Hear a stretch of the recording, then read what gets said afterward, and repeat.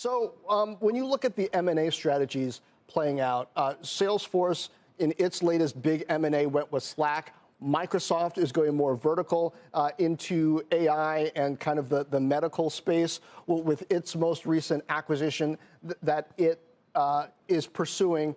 What makes the most sense, and what does it say about what investors should be paying attention to as we try to figure out who's going to have the best results going forward? It's a great question, John.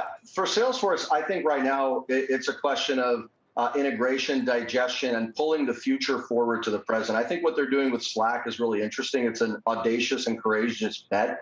It's the bet of the death of the app and the rise of the conversation, that every customer will never use Salesforce again and yet always be using Salesforce. I think Microsoft is doing something very similar with the way that they're talking about Teams as this collaborative fabric for the future of all customer interactions and employee interactions. I think it's super powerful, and I think it's going to be a growth driver, and not just for their traditional verticals like financial services and healthcare, but also the public sector. That was actually one of the strongest parts of the earnings call this past week for Salesforce. 4 of their largest deals, and the largest deal they ever signed, was in the public sector.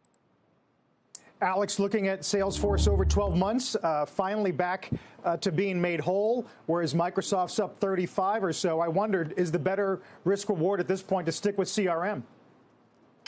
You know, it's hard to pick between them. I think they're both fantastic companies and honestly great secular growth opportunities. For me, what was most interesting out of Salesforce yesterday, I've never doubted the growth story. I think the commentary about margins, the commentary about disciplined investing, durable growth, that was pretty powerful for me. I think that's something investors have been waiting for some time. And I think the new CFO is really taking a completely different approach. Mark Benioff's talked about her reinventing the operating model, rebuilding it from the ground up. I think that's going to be a pretty powerful catalyst as we get into the Analyst Day later next month.